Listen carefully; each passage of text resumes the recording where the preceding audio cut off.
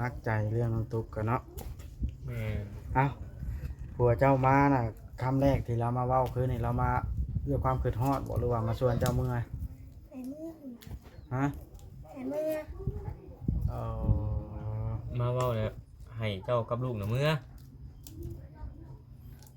เดี๋ยวเจ้าว่าจะได้กับผัวลองพังมือ เจ้าได้บอกผัวฟังเบิ่งก่อนแล้วเพิ่นมาขอโทษนะเพิ่นมาขอโทษเรื่องไรผัวเจ้านะหลายอย่างหลายอะไรแนว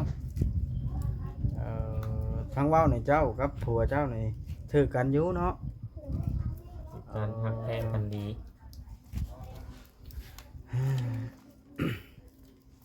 คิดในไรบาทนี่เนาะกันสมมุติว่าทางนั้นกัน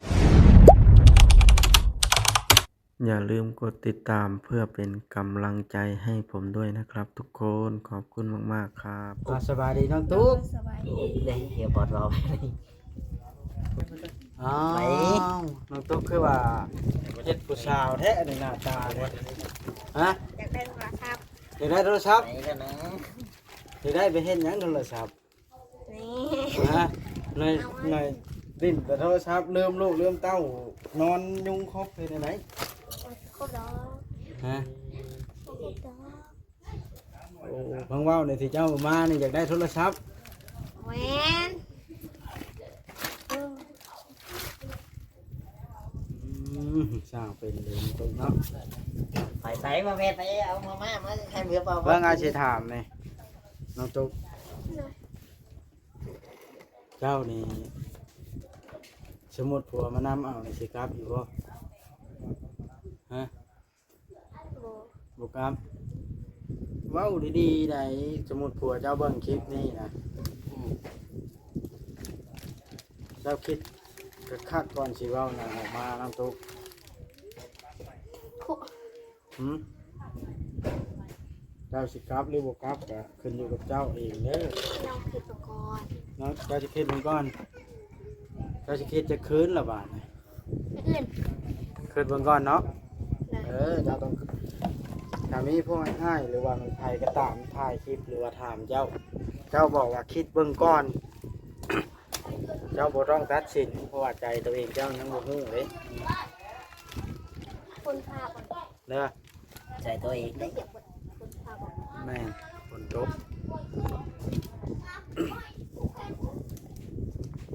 กล้องของย้อนแสงมึงได้หน้าตาว่าจ้อยไปไหน mày sĩ เบียนมานี้กล้องความย้อนแสง เห็ดซื้อห้องวันปีก เดียววะอ๋อสมมติว่าเป็นอะไร ไม่ กั ใช่ น เลยนี่นะลูกตัวไม่ใช่เลยเมื่อไร ยังไปปรุงหม้อ เมื่อไร แม่น บนตรงตุ๊ก แต่บอกว่าถามเลย สมมติว่าในใดกับพ่อเจ้ากับบอยกับเอื้อยเจ้ากับบอยกับเจ้าคิดตกลงเจ้าจะเห็นอะไรนี่ มาผิดตัวนี้ อยู่คอยสิเว่าทางเลยแมนอยู่ผมยังมีข้าวกินยังมีเงินใช้นี่เนาะเว่าถึงอนาคตผู้เน้องพ่อลูกแพทย์ โดย มันสิบ่มีผู้หาให้เฮากิน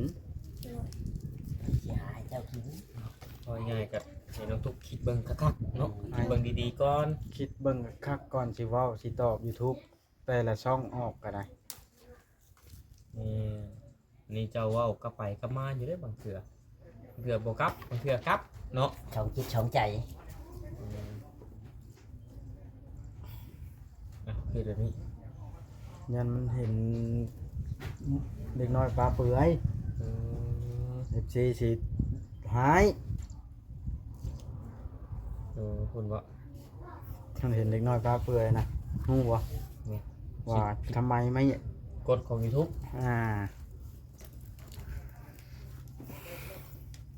นักใจเรื่องน้องตุ๊กกันเนาะ แม่น เอ้าผัวเจ้ามาน่ะคำแรกที่เรามาเว้าคือนี่เรามาด้วยความคิดฮอดบ่หรือว่ามาชวนเจ้าเมื่อย ไอ้เมื่อ ฮะ ไอ้เมื่อ เออ มาเว้าแล้วให้เจ้ากับลูกน่ะเมื่อ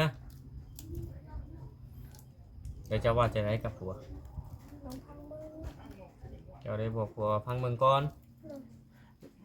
แล้วเพิ่นมาขอโทษนะเพิ่นมาขอโทษเรื่องไรผัวเจ้านะ หลายอย่าง หลายอะไรแนวทั้งเว้าในเจ้ากับผัวเจ้านี่ถือกันอยู่เนาะ การหักแพงกันดี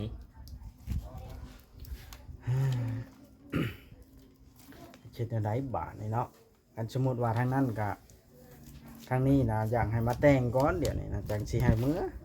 สมมุติทางนั้นบ่มีเงินมีคำได้เฮ็ดได้สิได้มื้อบาทนี่บ่รู้แพทย์ หึ คอยกับบ่ฮู้คือกันได้ บ่ได้มื้อแล้วเนาะ แม่นแต่สิบ่ได้เมื่อเลยแหล้วถ้าบ่มีเงินมีครับ อืม แต่ว่าเรื่องมันเรื่องที่เรื่องคล้องกับ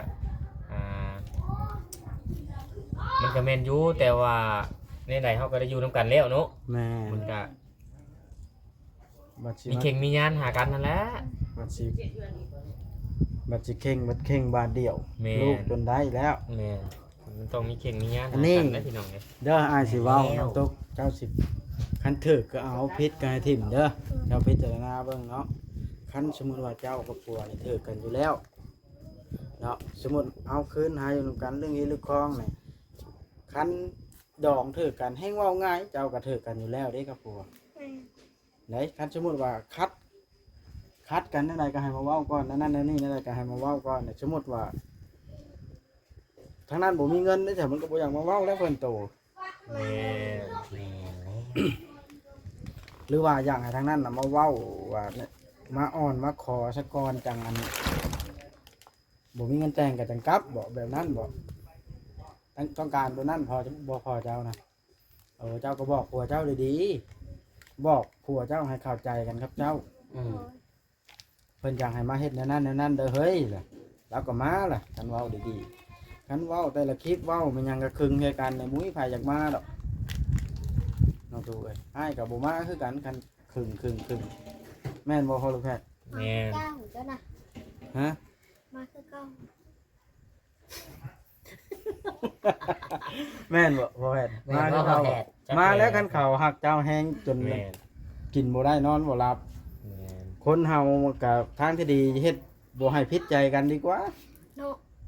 บอกว่ากุ้งเนาะเงินแล้วนะ เนาะพ่อแพทย์เจ้าเริ่มรู้บ่ แม่นบ่บ่โอ้ กันว่าแล้วเนาะอันนี้อ้ายก็เว้าเพื่อให้ ทัน เจ้า เด้น้องตุ๊กเอ้ยบ่บ่เพิ่นกำลังแนะนำ แนะ เนาะ นำคือเราเว้านั่นแหละผิดก็เอา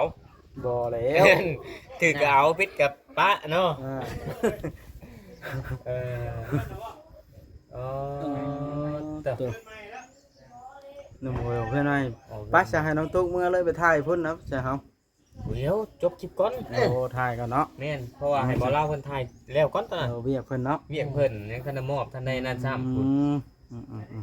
พังนี่ใดก็แบบน้องตุ๊กตั้งใจพังได้ไหมไอ้เว้าเลยไอ้เว้าบ่ได้แม่นเว้าเล่นๆได้มันเกี่ยวกับชีวิตชีวาได้นี่ บอกมานั่งฟังแบบ เอาสบายดีเด้อบ่เวียงทั้งนั้น โอ้ยมาดี สบายดี โดยเป็นอะไรคือว่าเกี่ยวกับชีวิตชีวะ บอกสอนน้องตุ๊ก บอก แม่นว่าอันใดควรเอาอันใดบ่ควรเอาก็ให้เราคิดเองหั่นนะแบบว่าเรื่องแต่ละเรื่องเนาะ ทำได้มาคืน ฮะ บ่ได้นอนเป็นอะไรคือว่า เอา บ่ได้นอน นอนแต่คืนผัวมาหาแล้วบ่ได้นอนเลย คือบอกคือหลาย บบ อ อก ก ว่า คืด อืม คือนัดแฮงแต่อยู่พุ่นคืออยู่บ่อายจะขอถามแต่อยู่พุ่นบ่คือเลยคือแต่อยากมา คิดอย่าง เดี๋ยวเพียงว่าเสียงดังแท้จังหน่อยสิว่า FC ถามมาอีกบ่เวียงเคียงดังใส่น้อง เปี ตุ๊ ย ก กอ๋อยังเลยย้อนนะ คือเปียกอันนี้ คนฟ้า ฝนตกอยู่บ่กินอีกอ่ะ ตก บ่ แม่น เอาแล้วอยู่พุ่นคือบ่ตก เปียกฝุ่นเจ้าเลย โชคได้อยู่พี่เบิ่งแห้งๆหนึงเนาะ แม่น ตกแลนบ่ เมื่อไหร่หรอก น้องลูกให้บ่ เมื่อไหร่ สิมา ลูกให้ ลูกละเอาเลย เออ ถ่ายเอาบ่ยกคลิปซ้ำเนาะ แม่น ไปไทยลุง บ่แล้วหลาย เป็น ค แต่ น ว่าให้น้องตุ๊กมาก่อนแล้ว ไปซะเมื่อเอาลูก เอาให้แม่ตู้วันแก้วเทศเพื่อน เอา เด้ น้อง เพื่อนงามกับ น้ มั อน งตุ๊กกับเมื่อพี่น้องเอ้ยนัด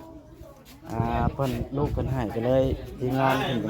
มาขึ้นมานั่งอยู่เทิงมีได้พี่น้องเขานะ เดี๋ยวเช็ดบอลเพิ่นจะนั่งนี่ โดย นี่มันเปื้อนโอ้ยบ่ว่าน้ำเฮียไปจักกันนี่ บ่ได้ฝนพาได้แฟนก็บ่เปียกเบิดพุ่นละ เจ้าถือบ่ ว่าเอาไปสิ ไปก่อนนะ เป็นได้แล้ว อ่า พูดเลยจังเป็นบ่ เก่งยังเอ้ย ใช่ โอ้ อ้าวร้องเพลงจีนร้องเพลงจีนก็เป็นบ่เด้อนี่ แต่ เป็นตะย่านแล้วค่อยนะ มาแก้วกำลัง มา เชีย เด้อ ร์ พี่น้องเอ้ย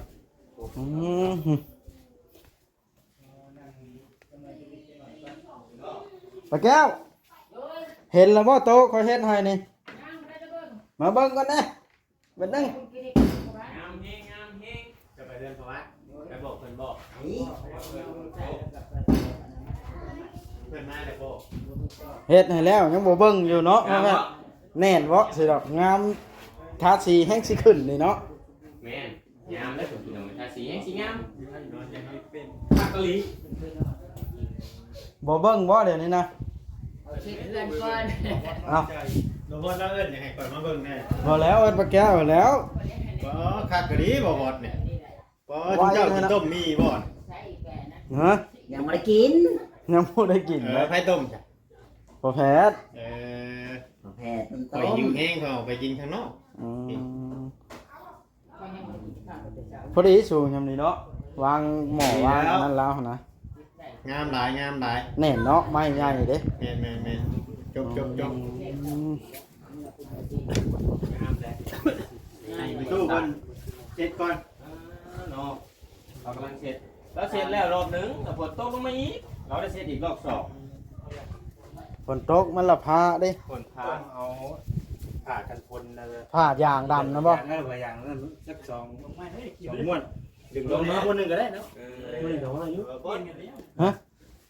เจ้าน่ะเอาคิวให้ล่างเขาบอก คิวทงไม้ คิวล่างไหม อ๋อ คิวแล้วสองอ่ะ แต่คือเว้าแนวนั้นเนาะบ้า ล่า นะ งด้วยบ่ถูกไว้คิวแล้วดิ เอาอะไร ผมบ่แพทย์จักบ่แพทย์พาอยู่เด้ บ่พอแพทย์ บ่แพทย์ยังบ่ใช้บริการ นี่เจ้าของคน